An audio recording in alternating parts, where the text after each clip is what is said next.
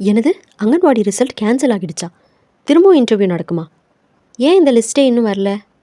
இப்போ social media முழுக்க இந்த ஒரு டாபிக் தான் ஓடிட்டுருக்குன்னே சொல்லலாம். இந்த மாதிரி பல குழப்பங்கள், வதந்திகள் இது எல்லாத்துக்கும் ஒரு ஃபுல் ஸ்டாப் இன்றைக்கி நம்ம வச்சிடலாம். ஹாய் எல்லாருக்கும் வணக்கங்க. Welcome to Edumatics plus. Anganwadi தேர்வு முடிவுகள் எப்போ வரும்? எதனால் நிறுத்தி வைக்கப்பட்டிருக்கு? ஸோ இது எல்லாத்துக்குமே ஒரு அதிகாரப்பூர்வ தகவல் கிடச்சிருக்கு. இன்றைக்கி நம்ம இது எல்லாத்தையும் முழுக்க பார்த்துடலாம். வீடியோவை ஸ்கிப் பண்ணாமல் பாருங்கள். ஃபஸ்ட்டு இப்போ இருக்கிற ஸ்டேட்டஸ் என்ன அப்படிங்கிறத நான் சொல்லிடுறேன். முதல்ல ஒரு உண்மையை நீங்கள் புரிஞ்சுக்கணும். எல்லா மாவட்டத்துக்குமே இன்னும் ரிசல்ட் வரல அப்படின்னு நிறைய பேர் சொல்லிகிட்ருக்காங்க. நிச்சயமாக இல்லை. நிறைய மாவட்டங்களில் ரிசல்ட் வந்திருக்கு. முழுமையாக வரலை அப்படிங்கிறது தான் உண்மை. சரிங்களா? முழுமையாக வரலை அப்படிங்கிறது தான் உண்மை. சில வட்டாரங்களில் வந்திருக்கு, சில வட்டாரங்களில் வரல. ஒரு மாவட்டத்துக்குள்ளேயே. ஸோ தூத்துக்குடி, கன்னியாகுமரி இந்த மாதிரியான மாவட்டங்களில் நீங்கள் இருந்தீங்கன்னா உங்களுக்கு தெரிஞ்சிருக்கும். ஏன்னா நிறைய பேர் புதுசாக அப்பாயிண்ட் ஆகி ஜாயின் பண்ணி ஒர்க் பண்ணிகிட்டே இருக்காங்க. சரிங்களா? அதே போல் இதில் ஒரு சில மாவட்டங்களில் வந்து பார்த்திங்கன்னா அந்த பட்டியலை கூட என்ஐசி போர்ட்டலில் அப்லோட் பண்ணியிருக்காங்க. ஆனால் நம்ம சென்னை, மதுரை, திருச்சி, கோயம்புத்தூர் இந்த மாதிரியான மாவட்டங்களில் இன்னும் ஒரு சில இடங்களில் அந்த ரிசல்ட் வராமல் இருக்கிறதால ரிசல்ட் வந்துடுச்சு அப்படின்னு சொல்கிறவங்கள வராத இருக்கவங்க நம்ப மாட்றாங்க. பக்கத்து மாவட்டத்துக்கெல்லாம் வந்துருச்சு, ஆனால் எங்கள் மாவட்டத்துக்கு வரலை அப்படின்னு சொல்லி நீங்கள் கேட்குறது நியாயம்தான். ஆனால் இதுக்கு பின்னாடி ஒரு வலுவான காரணம் இருக்குது அப்படிங்கிறதையும் நீங்கள் புரிஞ்சுக்கணும்.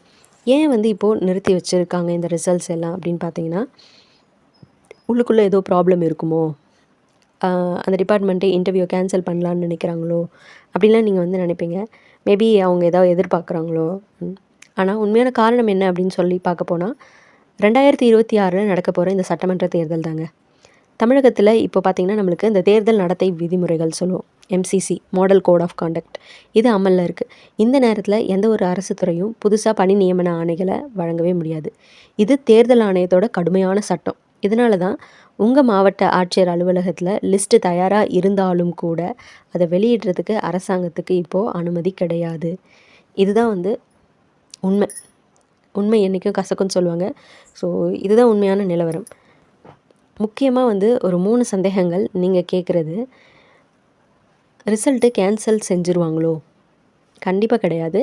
அங்கன்வாடி மையங்களில் ஆட்கள் பற்றாக்குறை இருக்குது, அதிகமாகவே இருக்குது. அதனால் இந்த ப்ராசஸ்லாம் பாதியிலே நிறுத்துறதுக்கு எந்த வாய்ப்புமே கிடையாது. திரும்பவும் புதுசாக இன்டர்வியூ வைப்பாங்களா? அதுக்கும் சான்ஸே இல்லை. ஏன்னா ஏற்கனவே நடந்த இன்டர்வியூ மார்க்ஸ் எல்லாமே கம்ப்யூட்டரில் அப்லோட் பண்ணியாச்சு. ஸோ அதே மார்க் அடிப்படையில் தான் இப்போ போஸ்டிங்கையும் அவங்க போடுவாங்க. சரி, ஓகே, இதெல்லாம் சரிதாங்க. அப்போ எப்போ தான் வந்து ரிசல்ட் வரும்? தேர்தல் முடிஞ்சதுக்கப்புறம் பதவி பிரமாணமெல்லாம் செய்வாங்க இல்லையா, அதெல்லாம் முடிஞ்சு ஒரு ஜூன் மாதத்துக்கு போல் தான் ரிசல்ட்டே நம்மளுக்கு வந்து வரும்.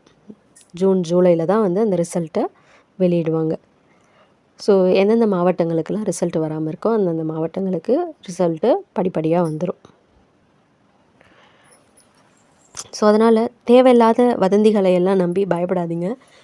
நீங்கள் இன்டர்வியூ நல்லா பண்ணியிருக்கீங்க, உங்களுக்கான வேலையை ஒழுங்காக வந்து நீங்கள் செஞ்சுருக்கீங்க அப்படின்னா நிச்சயமாக உங்களுக்கு அந்த பணி கிடைக்கணும்னு இருந்துச்சுன்னா கிடைக்கும். ஸோ அதை நினச்சி நீங்கள் வந்து பயப்பட வேணாம். இப்போதைக்கு நீங்கள் பண்ண வேண்டிய ஒரே விஷயம் என்னென்னா, உங்களுடைய மாவட்டத்துக்கு என்ஐசி வெப்சைட் இருக்கும். ஸோ அப்பப்போ அந்த மாவட்டத்தில் இருக்க அந்த வெப்சைட்டை செக் பண்ணிக்கோங்க. இல்லைன்னா உங்களுக்கு பக்கத்தில் வந்து அந்த ஆஃபீஸ் இருக்கும் இல்லைங்களா, நீங்கள் விண்ணப்பித்த ஆஃபீஸ், அங்கே போயிட்டு கூட நீங்கள் அங்கே இருக்கிற சிடிபிஓ கிரேட் 1, கிரேட் 2 அவங்கக்கிட்ட கூட கேட்டு நீங்கள் தெரிஞ்சுக்கலாம். இந்த மாதிரி வந்து ரிசல்ட் போஸ்டிங் வந்து போட்டுட்டாங்களா இல்லையான்னு சொல்லிட்டு அவங்களும் தெளிவாக சொல்லுவாங்க.